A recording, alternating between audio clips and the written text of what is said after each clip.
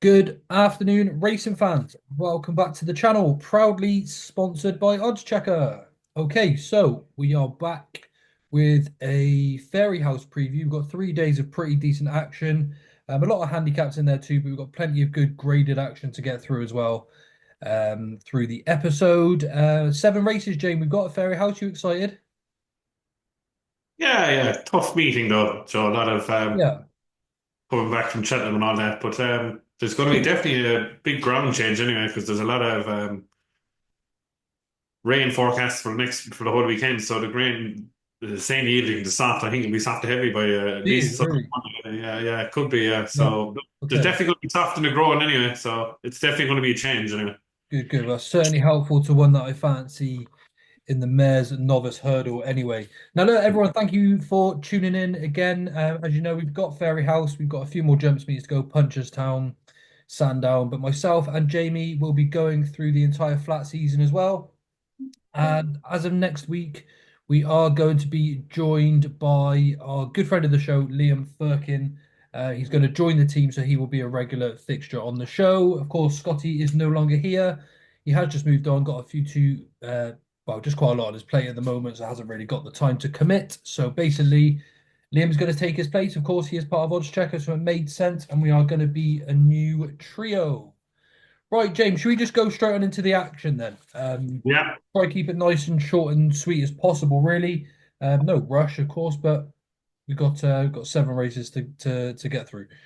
Right, we got one race that we're going to look at on Saturday. The 505 is the Ribo listed handicap hurdle over 2 miles. Yielding to soft ground at the moment, but like Jamie said, possibly even by Saturday we might already have the soft ground.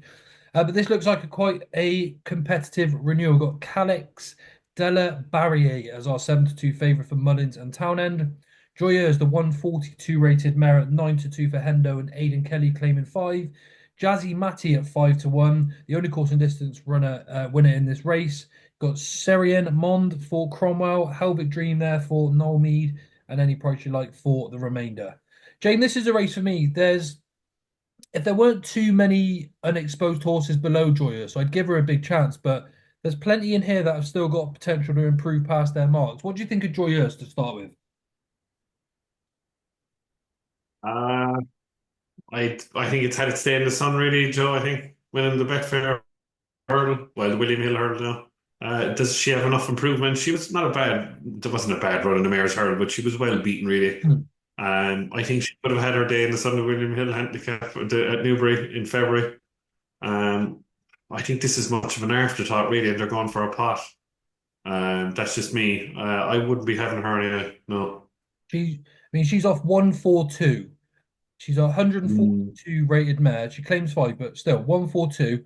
Either side of her in the Mm. bet got Calix Della Barriere off 125 and Jazzy Matty off 125. He just won the Grand Annual of about £10 higher, didn't he? So Mm. these two look well enough handicapped to trouble her in the market. Do either of them take your fancy for this race? Jazzy Matt, he looks thrown in alright on his old form, alright, but it's one thing I would be worried about is the ground with Jazzy Matt. I think he's better on better ground. Okay, okay. Um, Look, he's won twice at the Cheltenham Festival. He's won a Fred Winter and he's won a Grand Annual. So he probably could be thrown in at 125. But no, I fancy horse way You do down, what? Further down the market. Okay, well, further down the market. let me give you mine first then, because I've got a bit of a boring selection here, and I'm siding with the favourite, Calix de la Barriere. We've just mentioned obviously that Joya, she isn't fully exposed, but she's off 142. We don't know how much improvement there is left, if any at all. She might be able to outrun the 142 by £3 or £4. But then if you look at Calix de la Barriere, he's off 125. He could easily be open to 10, 15, £20 improvement in my mind. He jumps sound enough, so you'd expect him to at least run his race as well. And potentially off this mark, he's going to have a really good chance.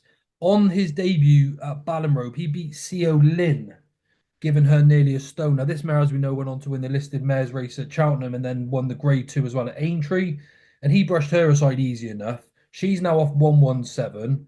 He's off 125. I think there's got to be plenty left in the tank there. Um, I do really like Joyous here, but I think if you're taking a bet here, for me personally, I'd be surprised if at least Jazzy Matty or Calix de la Barre weren't better handicapped than her in this race. So I'll probably side with the favourite, but that's a little bit boring. You got something way down the market for us. Who do you fancy?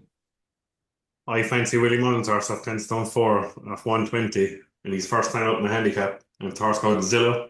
Zillow, okay. Caught my eye when it was, I think it was, yeah, 92 that day in Punchestown. It was beaten by Butch Cassidy. Hmm. Butch Cassidy then was the last day in Navan was 3 lengths behind a horse that I really like for Gordon called Cara Counter. Like Cara, Butch Cassidy knows off a mark of 133. Cara Counter's 138. So that day in second, Sermon Zarak has come out and won a race. Shuffle of Death has won 2 races. Eastern Legend won 2 races. Do you know what I mean? Then he was fourth at Leopardstown at Christmas behind the Supreme winner. I know he's beaten a long way by about 20 something lengths, but Colin Bunga was in that race. Winnie Hill was third. Then it ran, it was third then the next day, which was really fancy. I can't remember the name of the race now, it was third. But then it was seventh the last day at Leopardstown the week before Cheltenham behind Cocktail Devon, who ran well enough, I suppose, in entry. But the ground, I think, wouldn't have suited because it looked like a big, it says yielding ground, but it looked like really good, fast ground at Leopardstown the week before Cheltenham. Sean O'Keefe takes the ride. I presume Townend would struggle to do 10 stone 4, so that wouldn't bother me even if he picked Calix the barrier. But I think on his first handicap, they really kind of like this horse at the start of the season. So I'm just going to take a chance at 16-20 to run this, Joe. He might get 5 places in this race. So yeah, with the form and all the good maidens he's running in all year, and it's his first time out in the handicap, he tickles my fancy at Zillow at 16-1. Yeah, fair enough, Jay. Fair enough. Nice price there for you as well. So yeah, Alex de la Barre for me, boring selection at 7-2, but I do think he's going to be really well handicapped. And there you go with Jamie making a solid case each way for Zillow at 16-1. Right, we'll move on straight to Sunday next. Then we've got the Willow Warm Gold Cup over 2 mile, 4 furlongs. We've got Champ Kylie here at 15-8. Willie Mullins and Paul Townend. You've got Spindleberry at 5-2. Willie Mullins and Danny Mullins. You've then got Il Atlantique 4-1. Willie Mullins and Patrick Mullins. And then we've got a couple of Gordo runners as well. Down Memory Lane at 6-1. And Firefox at 16-1. One thing I will say first, Jamie, to me, Firefox should be 6-1 and Down Memory Lane should be 16-1. Is the price not a little bit the wrong way round there, or?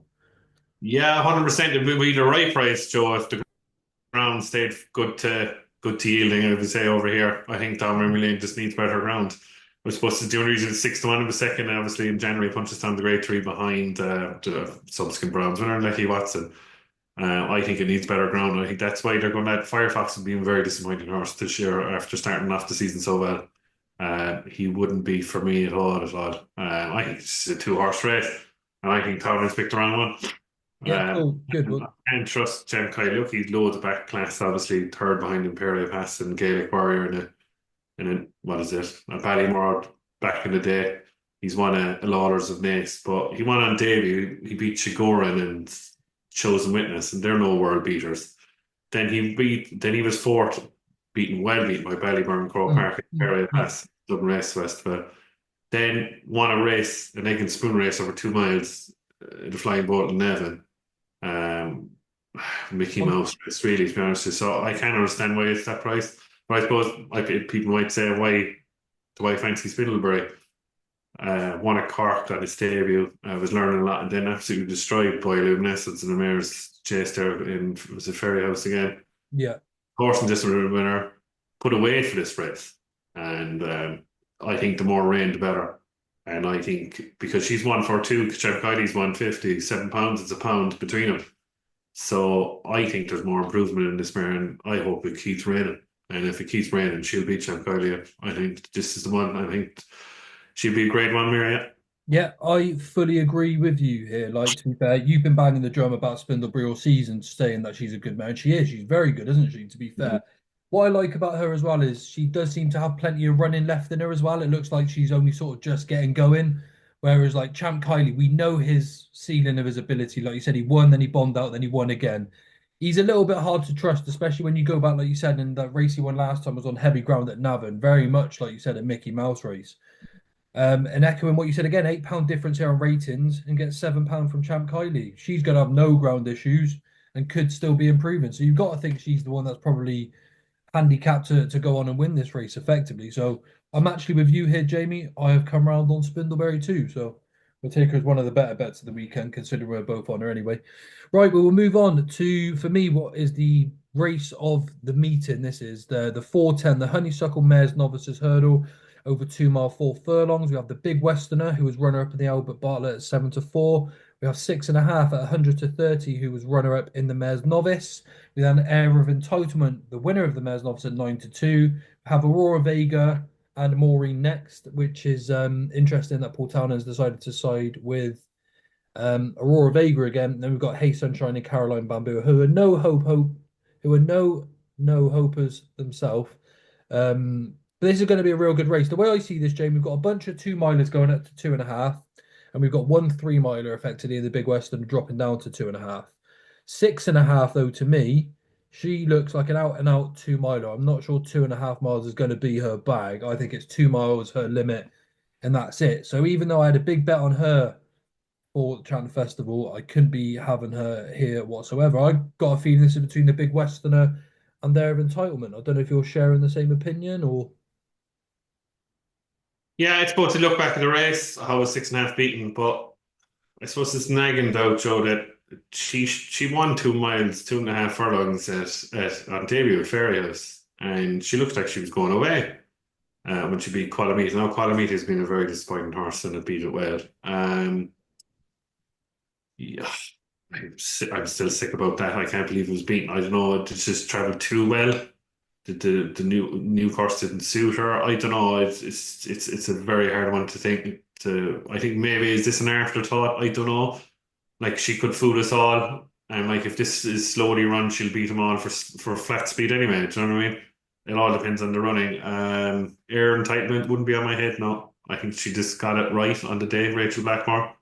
I think look at most of its running. It's been running on good ground, and it probably needs better ground. Aurora Vega wouldn't be for me either. She's very hard right, and if you look at her back, I know she's won around Fairyhouse, but she jinx when she comes under pressure. She jinx all over the place, goes from side to side, feeling something, I think, and then jumps to hurdle, and then she doesn't know what she's doing. She's a talented mare, and she was well back to Cheltenham, which I couldn't understand, because Town had picked her, but I wouldn't have her on my radar at all. Uh, I would give Maureen a squeak, but to watch her because she has won around was a Punchestown on debut 2.5 miles. Yeah, that's it. This Yeah, is her trip, and I think the more end better. She obviously beat Familiar Dreams well on debut, and Familiar Dreams won a great tree. Wasn't too bad. I suppose in 3 miles in the Sefton an entry finished fifth there behind Judas Picton, fourth, fifth, I think. But I think it's going to be boring here, and I think 7-4. If you get 2-1 a day, the Big Western should be beating them. The more rain falls, the better. It's its what fifth run of its life, and now it's her first ever run in Mare's only race. She should be miles better than these, but it all depends on the tactics. If they go slow, 6.5 will win. But I think if it turns into a slog, which I think it will be, the Big Western should win. Like, yeah, that's fair enough. That's fair enough. I can't see 6.5 winning it, whatever happens here myself. I'm convinced it's just 2 miles. Like, but again, like you, as we discussed many times on this channel, big fan of the Big Westerner.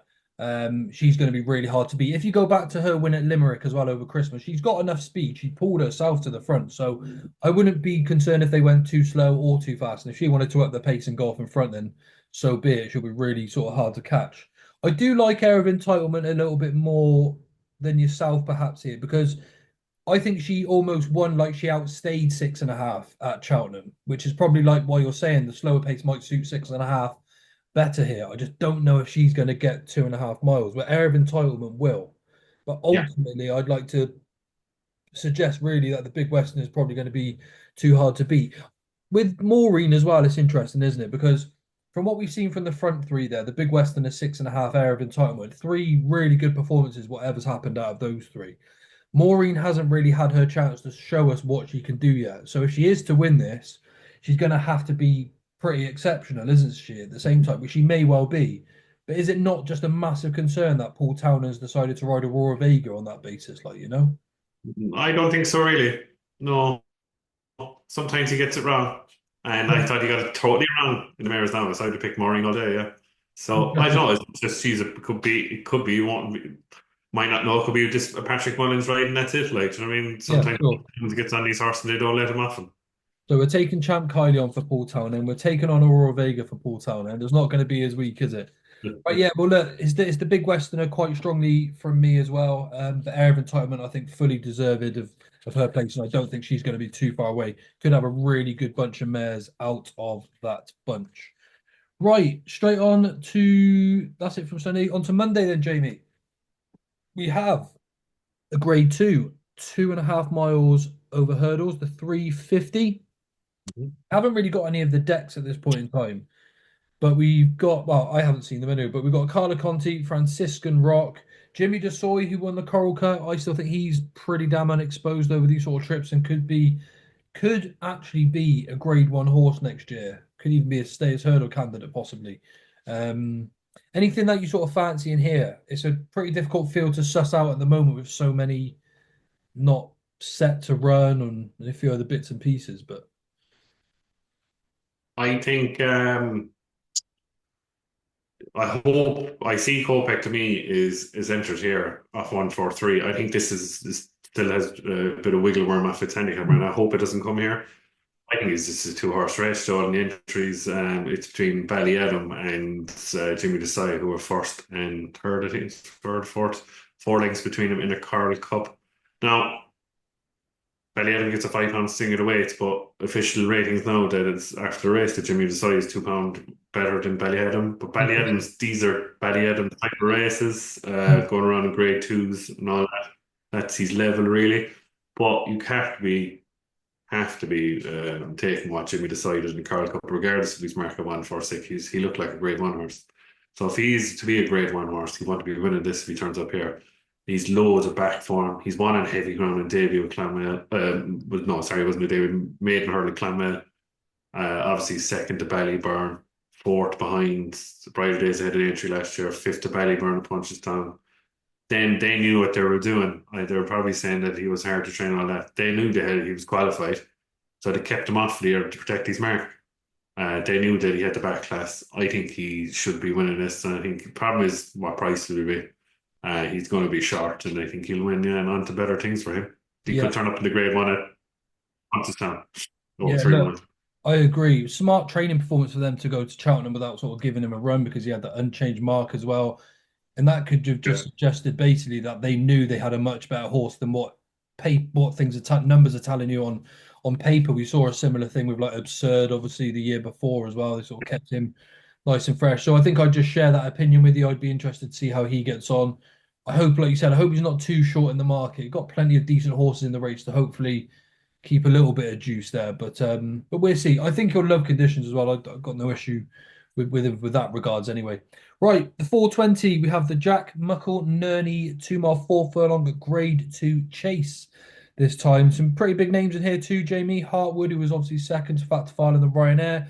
Got Blood Destiny, Founder 50, Saint Sam, American Mike. We even have the old Enigma Mr. Policeman in here. I mean, where do you Mr. Policeman is declared for Cork on Sunday, so he is won't he? be. Yeah. Okay, fair enough, fair enough. Yeah, I mean, look, talk to me. Who'd you like in the race? I mean, This should be a penalty kick, really, Joe. Off 11 stone four, like some like the likes of Found 50 in American Mike, they turned up here after get £6 and £8 to Hartwood is rated now 160. The form is there to be seen, beating the ill-fated Corvus Cross at Wexford at the start of the season. Second to Drimore to Croke Park, fourth to Gallop in the Shop in the Savills, second to Factify in the Ryanair. What's more to like? I had a really good winner of this last year, Journey for me, but his form has been tailed off. So I think if Hartwood, like this is a penalty kick for Hartwood, I think he'll win. Yeah, he'll be short enough, but I think if they really want to win a graded race with him, he should be turning up here, and he'll win easy. Yeah. yeah, we're agreeing on far too many for my liking here, to be honest, James. Like you said, all the numbers, everything ticks the boxes, doesn't it, for him to go well? I actually think Founder 50 is going to run a decent race, but again, he's got to give like £6, £7 to Hartwood. Like I just don't see how he's going to reverse that form on everything that we know, basically so far. Right, we'll move on to the 5 o'clock next. We've got the Irish National. I say this time and time again when we get to the National. I have the worst record in picking winners in Nationals. I seem to get it all wrong. I just want a nice, solid jumper who's probably going to stay. couple of horses that I really like, and obviously better days ahead. Who let me down big time at Cheltenham. I know he finished third, but he really isn't as good as I was hoping that he was going to be. But High Class Hero would interest me if he turns up here. I just think he's going to be the one that stays all day. We've even got Key to Bourbon, Bioluminescence, and painful horses in here for us, Jamie. But anything that sort of takes your fancy this year? I'm struggling a little bit myself. There's a few, there's loads. It all depends what race you want to take the best form off, Joe. It's either a beginner's chase at Navan or the Kim Muir, and maybe the National Hunt Chase, the handicap chase. If you go through the Kim Muir, Johnny Hugh going back right-handed would have a chance, but I couldn't have him because I didn't think he stayed in the Kim Muir. Then Paul Nolan's horse probably need better ground. Daily Preston, he wouldn't be on my radar. It's the ones kind of in behind would be. I give slight squeaks to the prices, the 25s. I think they're thereabouts. Sam and Jess definitely want to be better off on better on heavier ground. And if you look back at Kim Muir, he probably wouldn't have won, but he was travelling very well into the unseated. It was mint by for Gavin Cromwell, who was well touted. If you watch back the race, he'd have been on the premises. Would he have won? Maybe, maybe not. He was a bit far back, but they're small ones. I'd have a tickle each way. And then it's the race it's the beginner's chase back in January, Joe Nevin. I think it was January. And it's the one where three car Bragg won. He ran well enough for a certain distance in the national and then faded away. The second that day was Kintar Calanese. And third was Captain Cody, who absolutely hosed up in the Scottish National. And Hmm. fourth was now Yarrow. So when I look at the entries, the two I narrowed down was Noward Yarrow. If you look back at Noward Yarrow, the favourite obviously High Tea Colors. I don't know if it would have beaten High Tea Colors. I don't know did it properly stay the 3 mile 6 at Cheltenham. He probably got there 3 miles 3. Now this is 3 miles 5 in the thing. I think his mark was probably put up too much by the handicapper, but he could fool us all now in this. The one I fancied all year, I'm kind of taking out of the Tap Boys Andy's source. I really starting to fancy this Kintar Calanese. Okay. Tom Gibney knows how to train Irish national runners. He's had two winners of the race in the last couple of years. Did he train freewheeling Dylan? Did he? Free Will and Dylan, yeah, as well, yeah. It's the race, I suppose. I suppose when he ran at Fairyhouse that day, I was beaten by Judicious Allen through the way of the race. Now, Judicious Allen is not for the form, and her form is tailed off, and it wasn't great at Cheltenham yesterday. But it was the race last day in the Leinster National could be a blessing in disguise. Now, I know there was a £7 claimer on him, sorry, on her as an Anna McGuinness, but coming to the second last, you could only see in the Leinster National at Nest, you could only see one winner. If they put a claimer on this horse, even down to £5 claimer, down to 130, I think it's been trained for the race all year, and there's still potential off its mark. And he's been running in all the right races this year for it. I think he's been given he knows how to train the race. I look, it's obvious because he's had a couple of winners the last couple of years, but yeah, I think it's 12 to 1 still. I think it's 12 to 1. Yeah, Kinturk and Alicia, I think he'd be my main fancy with shouts to Now's the Hour, Mint Boy, and Sam Majestia. Yeah, interesting. Yeah, sure. Like I said, I'm struggling here. I could probably make a case for half of them, but I'd probably land on the wrong one. If I was forced for it out, so though, I'd probably be looking at someone like High Class Hero. He's a horse that showed plenty of class sort of over the 3 mile trip. So I think he'll probably stay as well. The way he finished behind sort of Dance and City a few times, we've seen he does some pretty good work late on. I'd probably take a chance on him if I was forced for a selection at the moment. But again, really not worth following me in these nationals. I seem to find the ones that tail off halfway around. Right, to finish at Fairyhouse and Jamie, we've got a good bumper actually over 2 miles. The card is just loading my end now. I know we've got the likes of sort of Classical Creek. There's plenty of Gordo runners in here. We've got Jalon Dudery, He Can't Dance, Cavanis. Um, could turn out to be a good race. We've even got He Can't Dance here. Um, it's interesting that Jalon Dudery was going to go to Cheltenham and then obviously they've skipped and it looks likely he'll probably end up turning here. But, it's over 400 days off. It's a blimmin' long layoff to overcome, Jamie, isn't it? Is there any hope that you can just come out here and be too good for these? Because the rest haven't necessarily looked like world beaters, but they do offer strong enough form at the same time. Or is this a time that suddenly we get to see the best of Classical Creek? He was touted as their number one at one point, sort of thing. Is the deeper ground going to help him? He can't dance. Not Canterbury old. Green needs better ground. You saw that down Royal, and then he didn't win. I know he was third behind Clipso Chance, and Heads Up was obviously second in the bumper. I Hmm. suppose that's the main form there. Oh But yeah, of course he was. Yeah, yeah, if Heiser Ball turned up here, I backed this all day long. It was super impressive when it beat each to their own of Barry Connell and a well touted Willie Mullins and Ireland at Fairyhouse, one over course and distance. And he'll have Costello on a bit of £7 claim on top of his back as well. He really impressed me at Fairyhouse that day, and it was deal fated. Mikey Sullivan said to Tom Costello, "This horse will not be beaten when it makes the race course." So that's a tip in itself, isn't it? And I think if Death turns up here, it'll beat him on. love it, Jane. Love it. Yeah, that's interesting. I'm just having a look, sort of a bit of a look through the top. Well, number one, should we say here? I'll sort that's an interesting runner. He's a course and distance winner for Declan Queeley, who can seemingly do no wrong as well, to be honest, when he's running in bumpers this season. He's actually got some really good form. If you go back to his penultimate start at Fairyhouse, he beat the Flying King for Gordon Elliott and KTDA Racing. They really rate him quite highly. And then he won at Nace on heavy ground. Like you said, with this soft ground coming, he might be one that goes under the radar, not from Mullins, not from Gordon Elliott. So if he opens up at an each way price, I'd probably consider him at two. He actually dotted up last. I'm just watching the way he finished there at Nace as well, easily winning. Beat Spinning Yarn as well, who, okay, to be fair, something must have gone wrong with him because he was tailing off. But look, I think he's probably flying under the radar a little bit too. But I want to see the final field before I maybe get stuck in too much.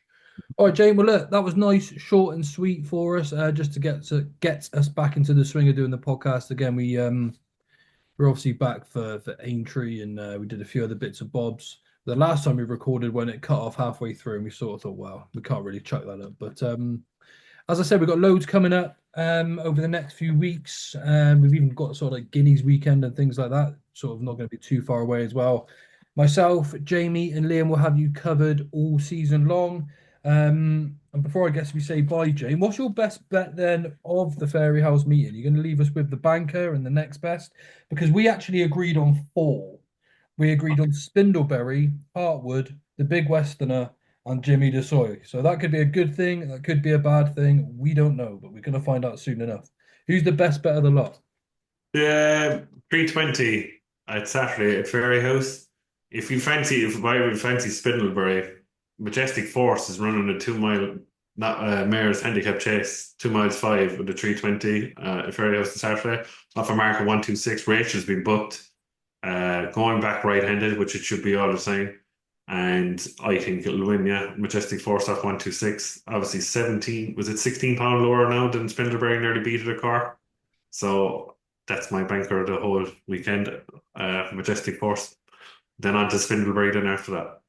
Perfect. Well, mine has to be the Big Westerner. Bit of loyalty, but I generally just think she's a real classy mare. But I am aware that she's coming up against some speedier horses that are slightly stepping up in trip. But I think she'll be tough to beat nonetheless.